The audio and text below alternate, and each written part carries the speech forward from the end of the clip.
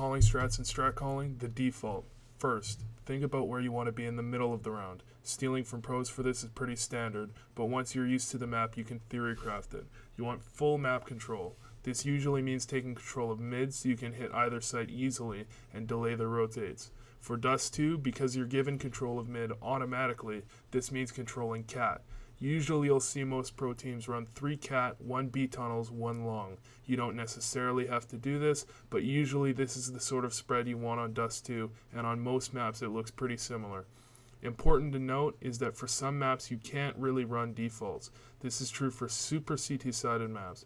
The Old Train, Nuke, and Inferno, this is fairly true on.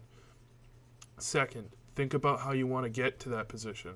At this point, you consider the way your team plays. If you run 2 oppers, you might want to play it slower than with 1 opper. If you run 5 rifles, again, you play it somewhat differently. To get into this position for your default, you want to try and draw out as many enemy flashes as possible and potentially have it look like another strat you may like to run.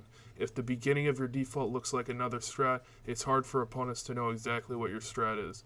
As you get into your strat, usually you want to use as few smokes and nades as possible, and when you can, use pop flashes to get into position.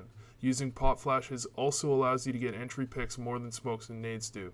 On Dust 2, usually you can either send 2 through lower and 1 through top of mid, or 2 through top of mid and 1 through lower to begin getting control of cat.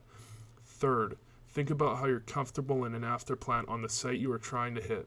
If you're comfortable holding only cat, you may want to consider a hit you don't have control of long. Fourth, decide where you want the hit to primarily execute. This means for an A hit, which side you want 3 people to go to. If you want to execute up cat, that usually means you'll send 3 to 4 up cat to take control of that side of the map. For B, if you want to execute out middle, that means you usually want to send 3 out middle. Fifth, consider what you want to do with your 2 remaining members. If you send 3 up cat on A, where do you want to send the 2 remaining members? This is where you consider number 3. If you're comfortable controlling and holding an afterplant from cat, then you send 1 lower to hold middle and 1 long to flank them as they start to retake. If you aren't comfortable with only holding cat, you can send 2 out long after you execute onto cat. Sixth, threat awareness. Think about where your most likely threats are for your hits that are controllable. For a mid B hit, this means smoking off CT spawn to stop the player rotating through CT. For an A hit, this means molotoving onto plat so the player behind the boxes can't stay there. This also means for an A split, if you want to primarily hit out cat but also control long, you want to delay long until their players begin to stop watching the area.